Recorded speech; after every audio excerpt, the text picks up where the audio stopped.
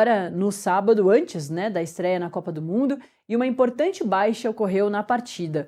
O lateral direito, Wesley, precisou ser substituído por causa de uma lesão que ele teve. Ele foi cortado da seleção um pouquinho antes da estreia, o que é sempre muito triste, né, Pedro? Pedro Santana, nosso repórter de esporte, já está aqui comigo no estúdio para trazer mais detalhes sobre essa baixa e, claro, sobre a expectativa para o começo dos jogos. Muito bom dia. Bom dia, Natália. Bom dia para todos que nos acompanham aqui no YouTube e também pela LG Channels. Uma baixa muito importante do Wesley, lateral direito da Roma, sentiu uma lesão perto da virilha, no adutor, e agora foi oficialmente cortado da Copa do Mundo. Ele passou por uma ressonância magnética que identificou uma lesão grave e, infelizmente, aí um corte muito importante para a seleção brasileira. Agora, na semana da Copa do Mundo, o Wesley está fora.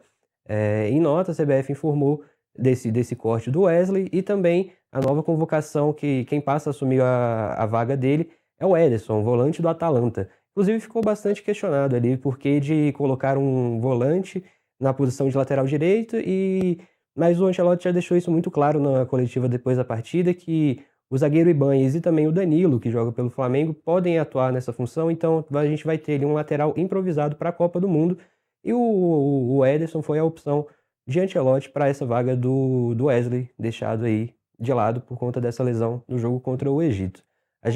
Perdão. Desculpa te cortar, mas parece que é uma estratégia aí do Ancelotti não perder tempo, né? Dele já conseguir remontar esse time antes mesmo da estreia, porque fazia bastante tempo que não tinha essa substituição antes mesmo da estreia para a Copa do Mundo, mas parece ser essa estratégia do Ancelotti, né? Exatamente, a seleção brasileira não passava por esse cenário de ter que cortar algum jogador convocado semanas antes, ou até mesmo na semana própria da Copa do Mundo, desde 2006. Então é um cenário um pouco novo, assim, para a CBF, que acabou optando pela escolha do Ederson do Atalanta. Esse corte do Wesley ele é muito importante porque a gente tem um problema um pouco complicado, assim, na questão de lateral. O Wesley, ele querendo ou não, ele era a referência entre os brasileiros para essa Copa do Mundo por agora, principalmente por conta que ele conseguia atacar muito bem, mas defendia muito bem também, coisa que é muito escasso no nosso futebol. E agora com esse corte ele retorna ao Brasil e o Ederson que ocupou a vaga dele, inclusive já está nos Estados Unidos, vai se apresentar hoje na segunda-feira. Caramba, bem rápido, né?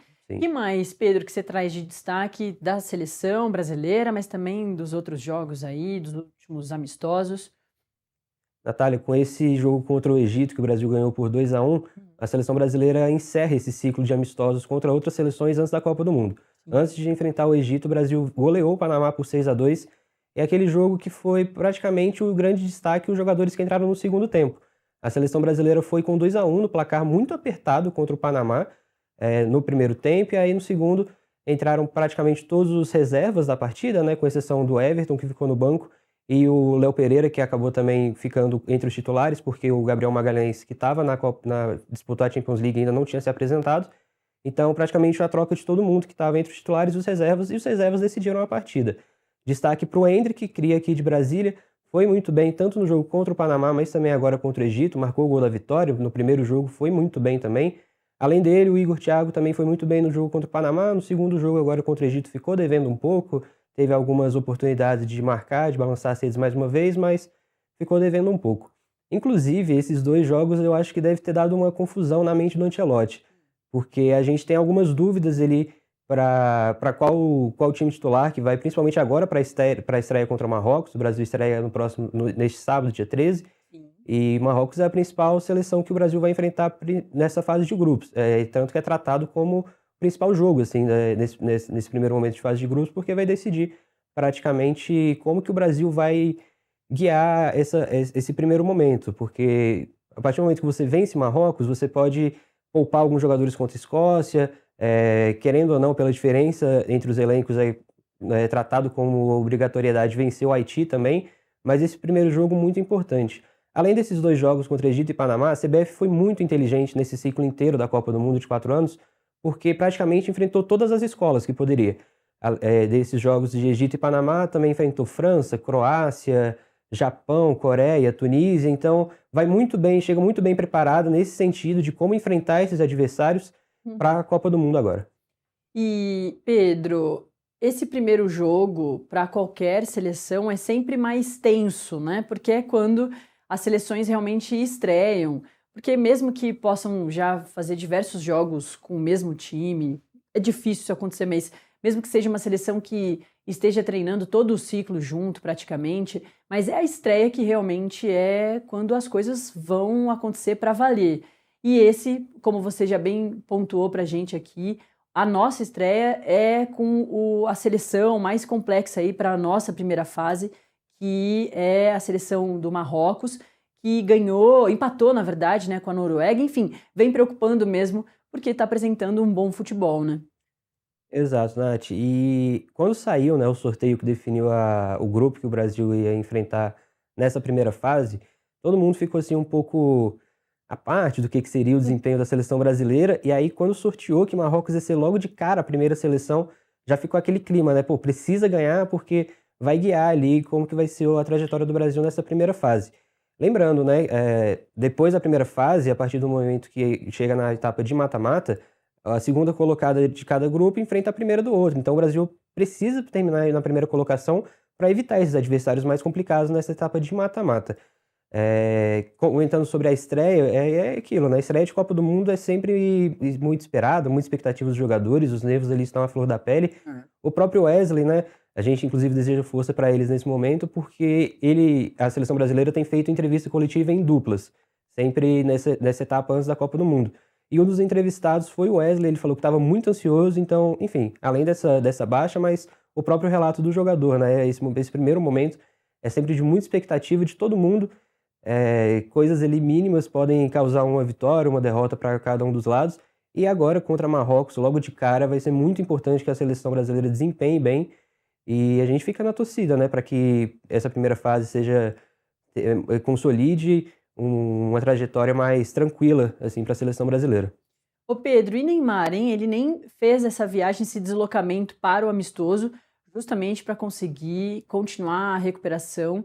Não vai conseguir estrear, né? Muito provavelmente, talvez não jogue nem o segundo jogo, mas Ancelotti está focado na recuperação para o Neymar já entrar logo no comecinho, né?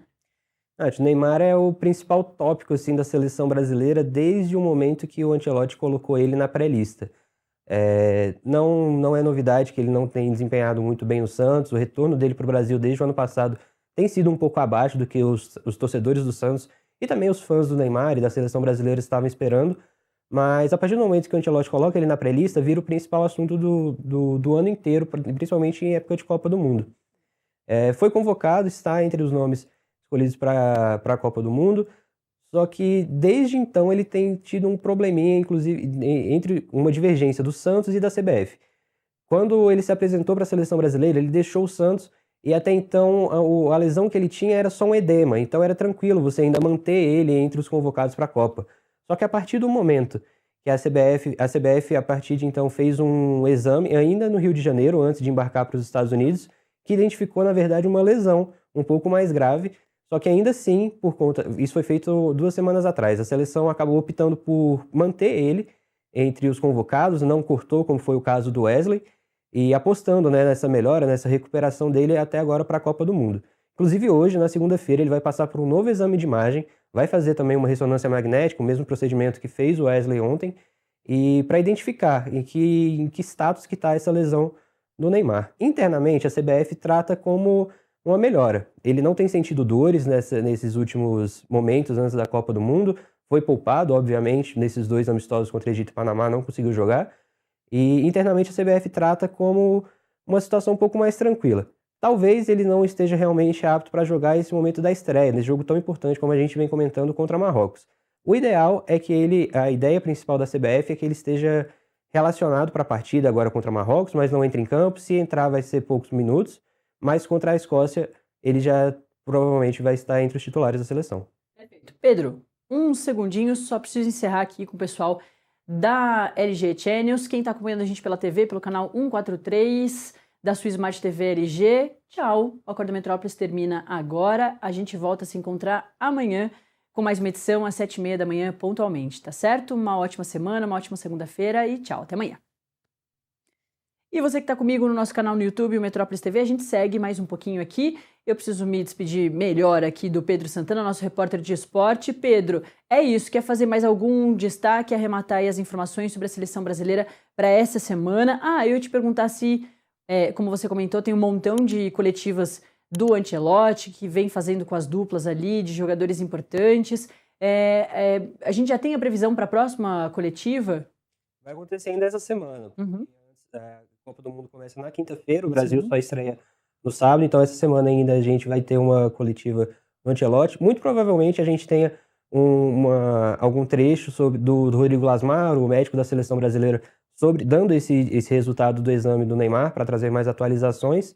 E o último destaque era realmente só comentar uma coisa que eu deixei passar. Muita gente ficou na dúvida, né, e um pouco surpresas até, da convocação do Ederson na vaga do Wesley, porque ele não ter optado por levar um lateral de ofício, mas era muito por conta disso. O Ibanez, zagueiro, e o Danilo também podem fazer essa função. Muita gente estava falando que poderia ser a vaga do Paulo Henrique, do Vasco, ou também do Vitinho, do Botafogo, mas são jogadores que, querendo ou não, estão em baixa. Ia ser muito complicado para o Ancelotti levar, por exemplo, o Paulo Henrique do Vasco, que fez bons jogos, inclusive, pela seleção brasileira, mas o Vasco entra nessa fase de Copa do Mundo agora na zona de rebaixamento. Seria muito complicado. Eu senti na minha visão que foi um recado direto, assim, que não confia nesses jogadores nesse momento, e inclusive, querendo ou não, a Copa do Mundo é momento, são 8 jogos ali até a grande decisão. Então, preferiu levar o Ederson. E só pra gente destacar, né, o Ederson agora está sendo negociado com o Manchester United, ele defende a Atalanta da Itália, foi campeão da Liga Europa em 2023, é um jogador que passou por grandes clubes aqui do Brasil, Cruzeiro, Corinthians. Então, é um bom nome, é um nome bastante interessante aí pra gente acompanhar. Acaba que o teste dele, por conta desses amistosos que ele não estava convocado, né, o teste dele vai ser direto na Copa do Mundo. Então, um nome bastante interessante aí pra gente acompanhar. Tá no seu auge, né? Pelo menos, talvez, o seu primeiro grande auge. São jogadores aí quase todos muito jovens. Ô Pedro, e sobre estreia, é a primeira Copa com 3 países sede, né? Estados Unidos, México e Canadá. E no primeiro dia, que a gente está muito acostumado a ver o jogo de um dos países ou do país sede, a gente vai ter jogo do México, né? Não é dos Estados Unidos ou do Canadá nesse primeiro dia.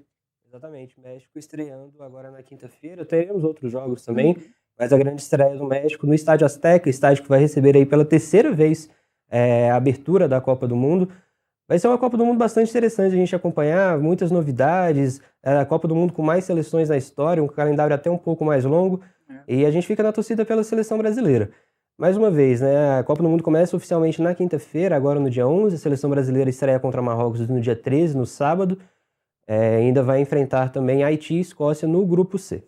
Perfeito. Pedro Santana trazendo todas as informações que a gente tem sobre seleção brasileira e também os outros jogos, as outras seleções que são muito importantes, principalmente a primeira que a gente enfrenta, que é Marrocos. Valeu, Pedro. É sempre muito bom te ter aqui. Volte sempre. Valeu. E a gente vai continuar falando de Copa, mas é porque é isso.